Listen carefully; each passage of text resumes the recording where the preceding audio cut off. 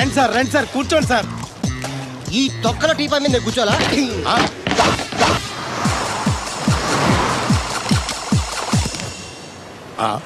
అయ్యి బాబోయ్, ఏం కావాలి సార్? 2 ప్లేట్లు బజ్జీలు. అలాగే సార్, వేడివేడిగా వేసిస్తా. అగా ఆ మురికి చెప్తా వేస్తావా? కడుక్కొని వేసిస్తా. స్టాప్ దే. ఆ వాటర్ తో కాదు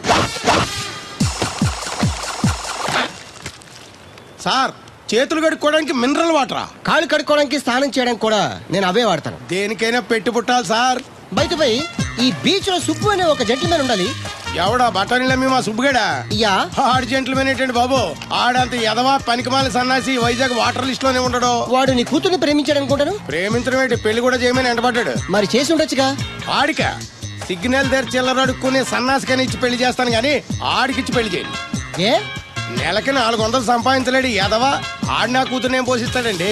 వాడు ఇప్పుడు డబ్బు సంపాదించి వస్తే నీ కూతుర్ని ఇచ్చి పెళ్లి చేస్తావా? ఆడేం చేసి సంపాదిస్తాడండి?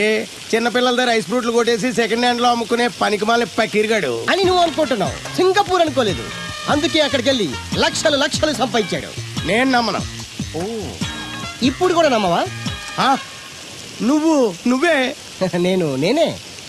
ఈ గెటప్ ఏంటి, ఈ సెటప్ ఏంటి? సింగపూర్ దెబ్బ. ఇక్కడ బతకాలంటే జీవితాంతం కష్టపడాలి. అదే అక్కడైతే ముక్కు మూసుకొని సంవత్సరం కష్టపడితే చాలు, జీవితాంతం కూర్చొని తినచ్చు. ముక్కు మూసుకొని అంటున్నావు, అక్కడ ఏమైనా కక్కువ దొడ్లు లాంటివి ఏమైనా కడిగావా? ఏం చేసి సంపాదించావంది కాదు, ఎంత సంపాదించావని ముఖ్యం. ఇప్పుడు నేను లక్షాధికారి. ఏమైంది? ఇంకా నిలబడే ఉన్నావు ఏటల్లుడు? కూర్చోమంటావా? ఇంటికి పదమంటాను. మీ అత్తయ్య నీ మీద ఎంత బెంగ పెట్టుకుందో తెలుసా? తిండి తిప్పలు మానకుండా నిన్నే చేసుకుంటానంటూ కలవరిస్తుంది. ఏంటి? అత్తయ్య నన్ను చేసుకుంటుందా? అల్లుండి చేసుకోవడానికి. ఇక అమ్మాయి అయితే టీవీ సీరియల్స్ కూడా చూడడం మానేసి సుబ్బుబాబుని తప్ప జూనియర్ ఎన్టీఆర్ ని తీసుకొచ్చి నా చేసుకోనని తెగే చెప్పేసింది. నువ్వు రా అల్లుడు. నన్ను కూడా మీతో పాటు సింగపూర్ తీసుకెళ్తారా? ఎందుకమ్మా? డబ్బు సంపాదించడానికండి. ఏం పని చేస్తావు? ఏ పనైనా చేస్తానండి. Very good. రాయలసీమలో ఫ్యాషనిజం లేకుండా చేయగలవా? చేయలేనండి. పోనీ యాక్షన్ లేకుండా నక్సల్స్ కి గవర్నమెంట్ కి మధ్యన చర్చలు సఫలం చేయగలవా? అయ్య బాబాయ్, అలాంటి పనులు ఏం చేయలేనండి. మరి ఏ పనైనా చేస్తాదని కమిట్ అయ్యో? ఇంప్రెస్ చేయాలనా? అంటే అది నువ్వు ఎలాంటి పనులు చేస్తావో చెప్పు. గేదెలకు మేతేసి పాలు పుదుగుతానండి. 1 minute.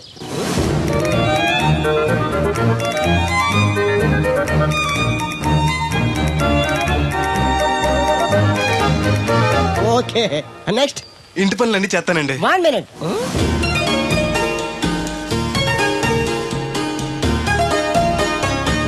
Okay, next. ట్రాక్టర్ తోలుతానండి. Fine, next.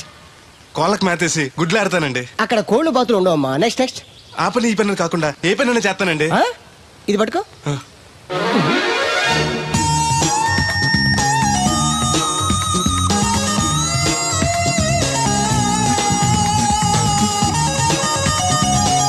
Very good.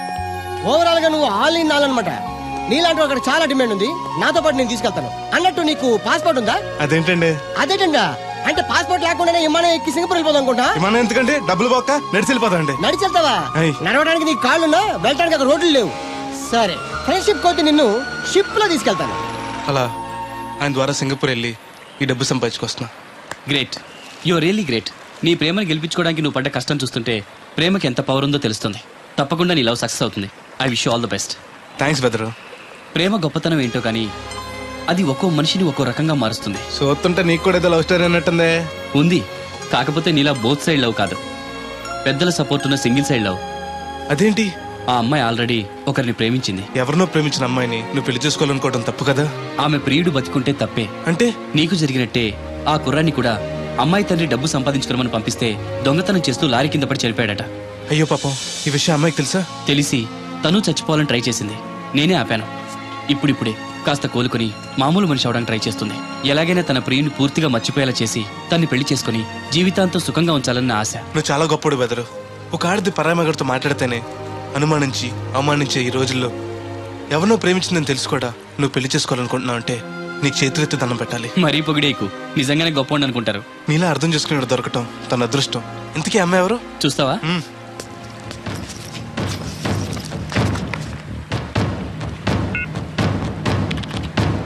వస్తుంది చూడు. ఈ లోపు టాయిలెట్ హాయ్ చెప్పొస్తా. సరే.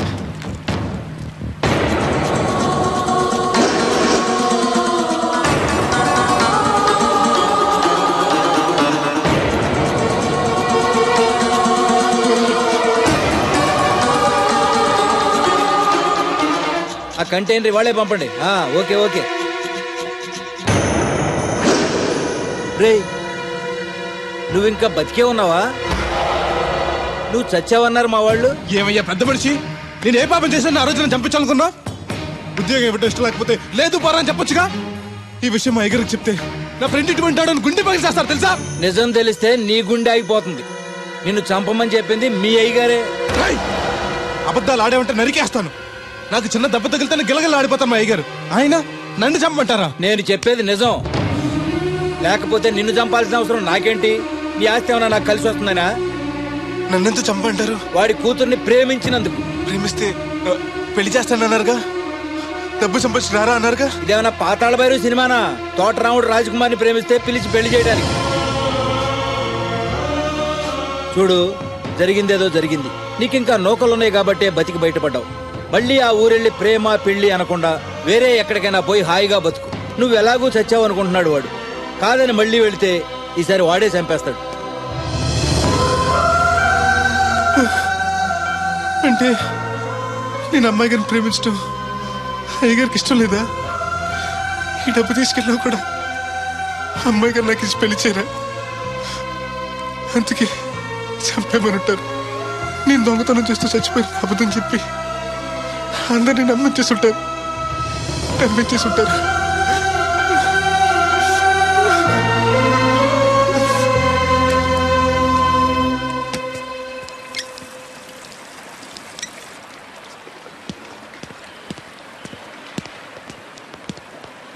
ఎలా ఉంది బ్రదర్ అమ్మాయి?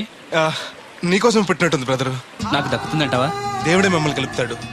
ఎలాగైనా సరే ఆ అమ్మాయిని ఒప్పించి నేను మీ పెళ్లి చేస్తాను. నిజంగా నువ్వు ఆ పని చేస్తే రాధా నేను కలిసి నీ పెళ్లి చేస్తాం. మీ పెళ్ళి అయితే నా పెళ్ళి అవ్వదు. అదేంటి? అదే, మీకు పెళ్ళి అవుతుంది, నాకు పెళ్ళి అవుతుంటున్నా.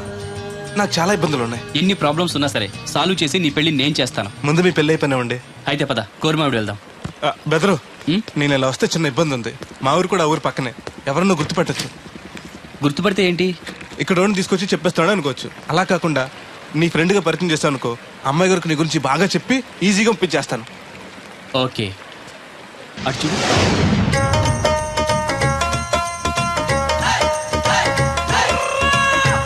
ఈ అబ్బాయి బోలక్ సింగ్ అని నా క్లోజ్ ఫ్రెండ్ అంకుల్. ధనాలయ్య గారు. అరే, మా పల్లెటూరు వాళ్ళ మాట్లాడుతున్నావే? అవడానికి పంజాబ్ వాడినైనా పుట్టి పెరిగిందంతా రాజమండ్రిలోనండి. అలాగా? ఏం చేస్తుంటారు అక్కడ? అది ఇది మళ్ళీ పంచర్ అయిపోయిందండి. రాజమండ్రి ఇన్నిస్పేటలో మాది టైర్ వ్యాపారం అండి. ఆహా, అంటే ఈ టైర్ అమ్మేది మీరేనా? ఇలాంటి తొక్కలో ఆకుల టైర్లు అమ్మితే మాకు ఎంత బొక్క? ఈ వారంలో ఇది 7వ సారి బొక్కడ్డాం. చూడు బెదరు, టైర్ వెళ్ళి మేకు గుచ్చుకున్నా, మేకెళ్ళి టైర్ గుచ్చుకున్నా, బొక్క టైర్కే, లోపల ఏదో మేకుండా ఉండదు చూడు. అయ్య బాబాయ్, మా దేవుడిలా బలేసేపారండి. నార్మల్. ఇప్పుడు వాడుకోవడం ఎందుకు? వెళ్ళి 4 బొండాలు తీసుకురా. రే ఏరు బాబా, చాలా ఇంకా 2 తీనా. ఇంకో 4 తీరా, మిగిలితే మనం తాగొచ్చు. ఆల్రెడీ పైన తాగేసాను రా. అవును రే, అక్కడి నుంచి అడిగితే ఇక్కడ వినపడదు కదరా. సెల్ ఎందుకనిక సో కాబోతున్నా. అదే ఎలాగంట, నీకు ఇన్కమింగ్ ఫ్రీ, నాకు అవుట్ గోయింగ్ ఫ్రీ, అందుకని చేశా. సర్లే, ప్రతి ఒడికి సెల్ అంటే సీప్ అయిపోయింది. రాధ మనసు మారకుండా పెళ్లి చేస్తే రేపు తను ప్రేమించేది భర్త స్థానాన్నే కానీ నన్ను కాదు. నేను కోరుకునేది నన్ను నన్నుగా ప్రేమించే భార్యని. అందుకే కొన్నాళ్ళు ఇక్కడుండి తన మనసు మార్చి పెళ్లి చేసుకుందామని వచ్చాను.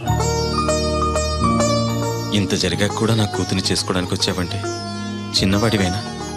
నీకు చేతులెత్తి నమస్కరిస్తున్నాను బాబు. ఇదిగోండి. ఓ, సెల్ కూడా మెయింటైన్ చేస్తున్నావా?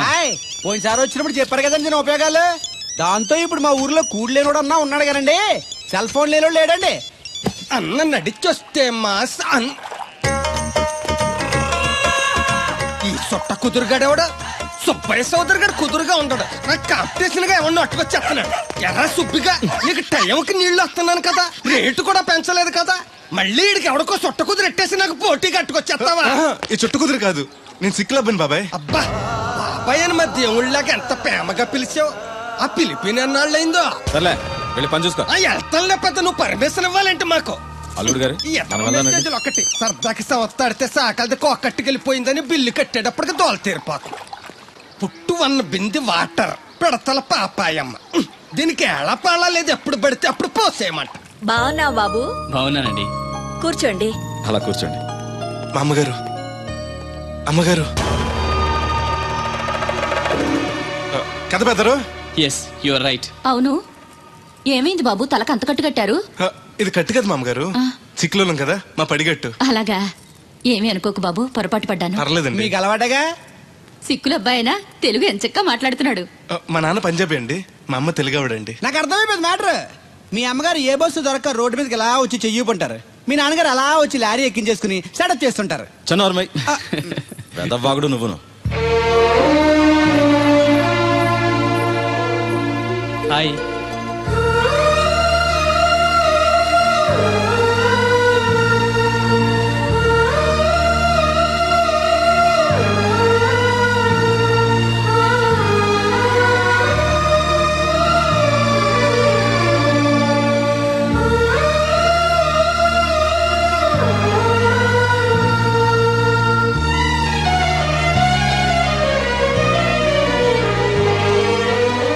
ఏంటి బ్రదరు అలా చూసేస్తున్నావు? అది అమ్మాయి గారి ఫోటోలో కన్నా బయట ఇంకా బాగున్నారు. You are 100% right. First time చూసినప్పుడు నేను కూడా అలాగే ఫీల్ అయ్యాను.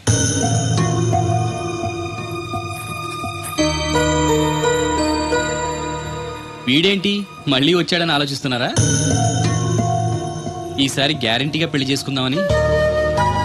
కంగారు పడకండి, మిమ్మల్ని కాదు, ఈ చుట్టుపక్కల 2-3 అమ్మాయిలు ఉన్నారని శాస్త్రి గారు చెప్పారు. అంటే అరబ్ షేక్ లో 2-3 చేసుకుందామని కాదండి, వాళ్ళలో నాకు నచ్చిన అమ్మాయిని చేసుకుందామని. నాకు ఇక్కడ మీరు తప్ప తెలిసిన వాళ్ళు ఎవరూ లేరు. అంకుల్ని అడిగితే వచ్చి ఉండమన్నారు. మీకు ఏదైనా ప్రాబ్లం అయితే చెప్పండి, వెళ్ళిపోతాను. అబ్బే ఏం లేదు. అంటే నేను మీతో ఉండడం మీకు ఇష్టమే అన్నమాట? ఐ మీన్ మీ ఇంట్లో ఉండడానికి. నాకేం అభ్యంతరం లేదు. Thank you.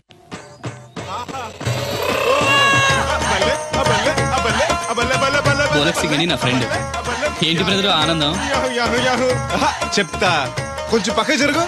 మ్మ్. ఆహా, దూరం కాదు, దగ్గర అవ్వు. ఓకే ఇంకొంచెం. ఓకే బాగుంది, అలాగే ఉండండి. స్టడీ రప్పయ్యద్దే. ఆహా, మీ జంట సూపర్. మిమ్మల్ని ఇలా చూస్తుంటే ఆ దేవుడు మీ ఇద్దరికి రాసి పెట్టాడు అనిపిస్తుంది.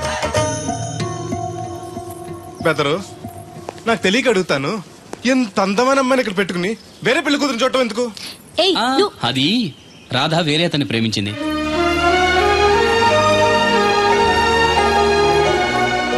తను ఇంకా అతన్ని మర్చిపోలేదు. మర్చిపోలేని మారుస్తాను కదా బెదరు, నువ్వు డోంట్ అర్రీ.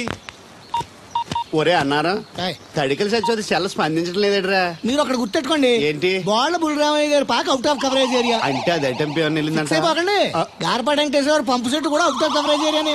ఎటు వెళ్ళిందో ఏటో. అంటే 10 మంది కావాల్సిన మనిషి కదండి. ఓ నీయవా, లేనిపోండి రోడ్లు పెట్టావు కదరా. పద చూసొద్దాం. పదం. ఏంట్రా బాబురా, కుక్కర్ పెంచుతున్నావా? నాకే దిక్కులేదు, నేను కుక్కల్ని నక్కల్ని ఎందుకు పెంచుతాను? అవునులే, అందరికి నీళ్ళు వస్తాగా, నువ్వు నీళ్ళు వేసుకోవు కదా, ఆ స్మెల్కి వచ్చేసి ఉంటది. స్మెల్కి ఏం కాదు, సెల్కి. మొన్న సెల్ ఫోన్ కొందరని షాప్కి వెళ్తే ఆడే ఫోన్ కావాలి అన్నాడు. అదే టైంలో హచ్చ అంటూ తుమ్మొచ్చింది నాకు. ఓ హచ్చ అంటూ వెంటనే తీసి చేతిలో ఎట్టేశాడు. అప్పటి నుంచి తగులుకుంది నాకు. సిసి అన్నా కూడా కూ కూ అంటూ కూడా వచ్చేస్తుంది కానీ పోవట్లేదు. అంటే నువ్వు ఎక్కడికి వెళ్ళినా విశ్వాసం వెనకాల ఉంటుందన్నమాట. నువ్వు నా వెనకాల ఉన్నట్టు.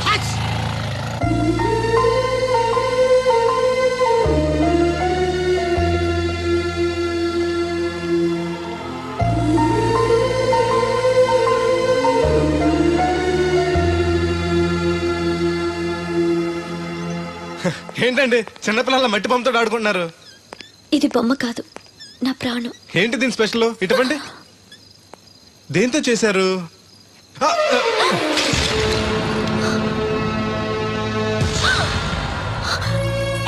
నువ్వు మనిషివా పశువా? నేను ఇలా పాడు చేయడానికి నీకు మనసు ఎలా వచ్చింది? బుద్ధుండాలి. బోడి మట్టి బొమ్మ కోసం అంత ఫీల్ అయిపోతారేంటండి? దీని విలువ నీకేం తెలుసు? ఓ అర్థమైంది, ఇది చచ్చిపోయిన మీరు ఎవరు ఇచ్చింటాడు కదా. ఇంకా ఎన్నాలండి వాడిని మర్చిపోకుండా ఉంటారు? చచ్చే వరకు.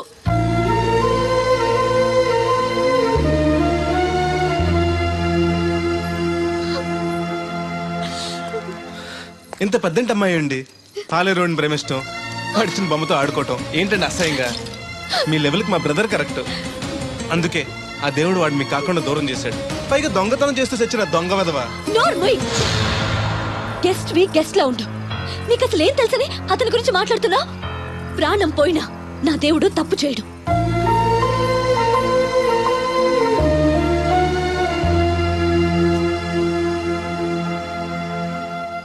ఆ బొమ్మను పాడు చేసి రాధను బాధ పెట్టావు. ఇప్పుడు బాధ పెట్టింది ఇంకెప్పుడు బాధపడకుండా ఉండాలని. అదేంటి?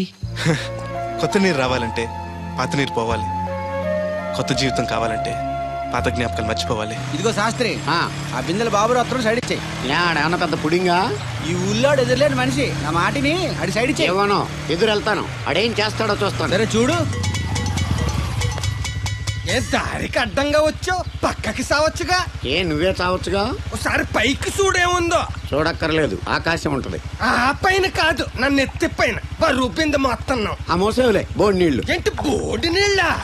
నీకు బోధించాల్సిందే. భగవద్గీత కాదు, నీళ్ళ గీత. అసలు ఈ నీళ్లకున్న ఇలవేంటో నీకు తెలుసా? ఏంటమ్మా?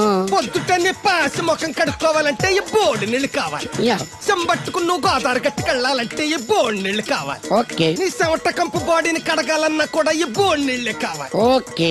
కూరలోకి నీళ్లు కావాలి, ఎసట్లోకి నీళ్లు కావాలి, ఎక్కిళ్ళొస్తే ఈ నీళ్లు కావాలి, దాహం ఎత్తే ఈ నీళ్లు కావాలి. వండం తినే ముందు చెయ్యి కడుక్కోవడానికి, తిన్నాక చెయ్యి కడుక్కోవడానికి కూడా ఈ బోడి నీళ్లే కావాలి.